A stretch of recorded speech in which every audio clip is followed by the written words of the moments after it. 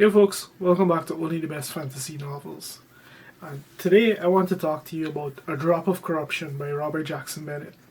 So, many years ago at this point, I read the first book I'd ever read by this guy. And with that single book, he secured himself as an author that I would eventually need to read everything he's ever written.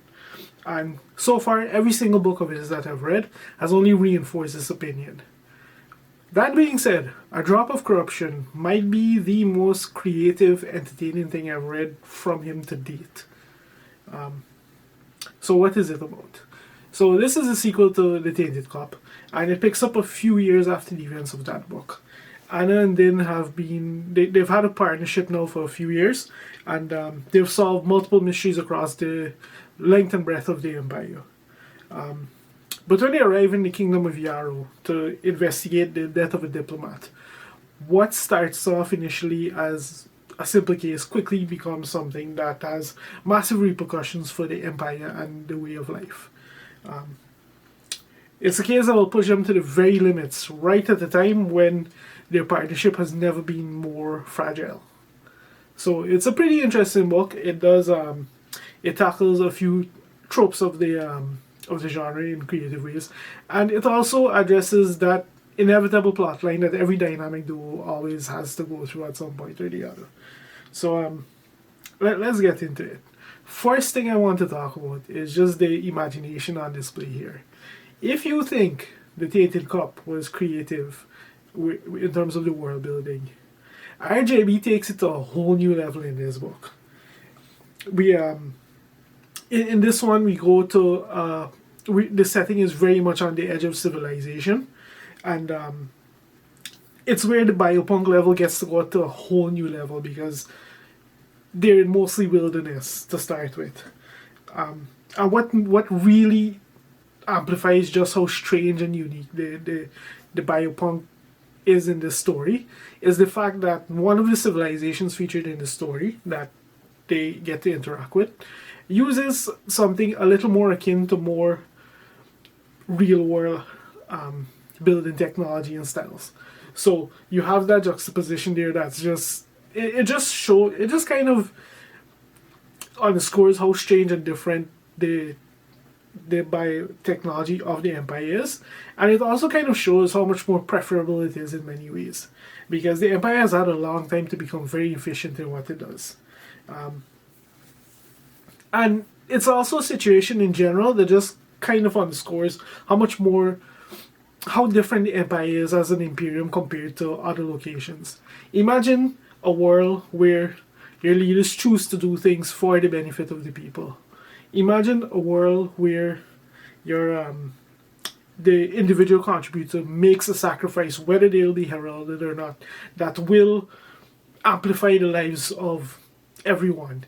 That's the kind of nature that the the Empire fosters. It's bred such a general level of prosperity and this kind of thing that no one really wants to rock the boat and jeopardize a good thing that they have going.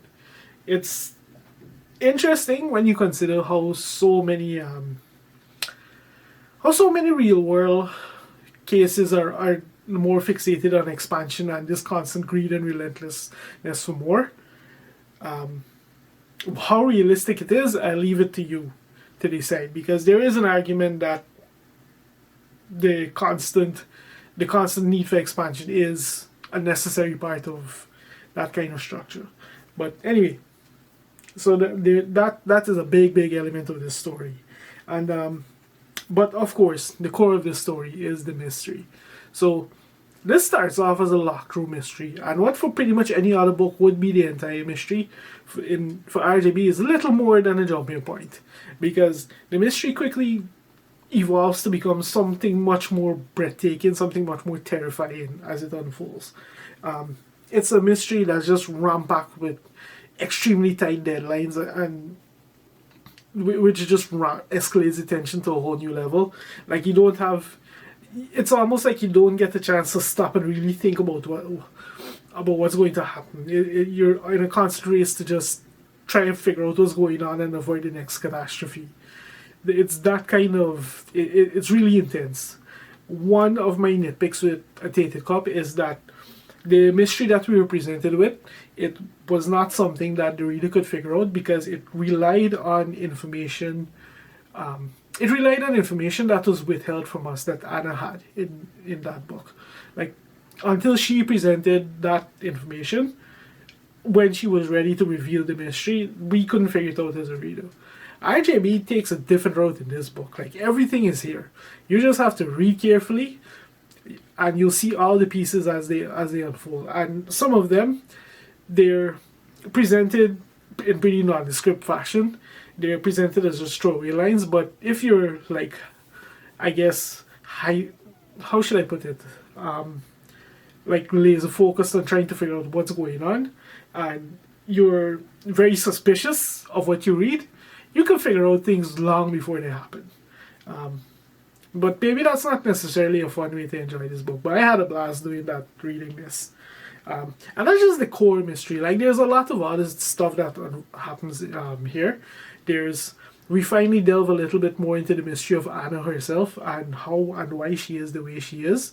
And we get a lore drop to accompany that is pretty sick. And then we also have their relationship, Anna and Din's relationship, and just the tension that's happening there. They have been in a partnership for quite a while, but not everything isn't quite as dandy as it seems, and there's possible changes on the horizon over the course of this book, and it's something that's played with over and over. We see it manifest in different ways. Like, how we see it, I'll leave it for you to read and enjoy. But it made for an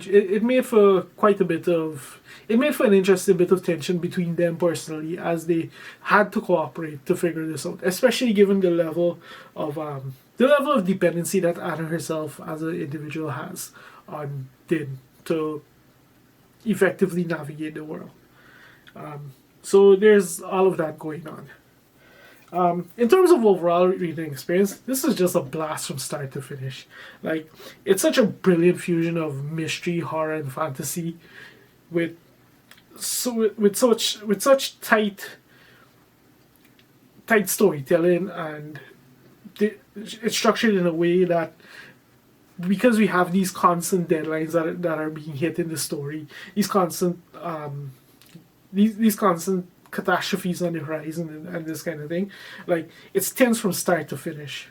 There's quite a bit of entertainment splashed in here and there, because we do have a new cast of characters outside of Anna and Din to kind of enjoy with the shenanigans that happens.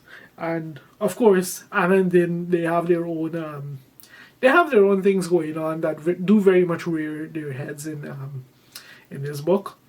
So it's just a really entertaining read from start to finish. I think overall, I have to say, sitting back now and thinking on it, it's a very solid, more than solid. It's a really good follow up to A Tainted Cup. Like, if you like A Tainted Cup, I don't see any possible way for you to not enjoy this book, because it takes everything great about A Tainted Cup and just does it even better. So yeah, there's that. I think that's pretty much all I have to say about A Drop of Corruption. Needless to say, if you're a fan of the series, you need to read this book. If you're not a fan of the series, why are you not reading this book? Yeah, that's all I have to say about A Drop of Corruption. If you made it this far into the video, thank you very much for watching, and I'll see you next time.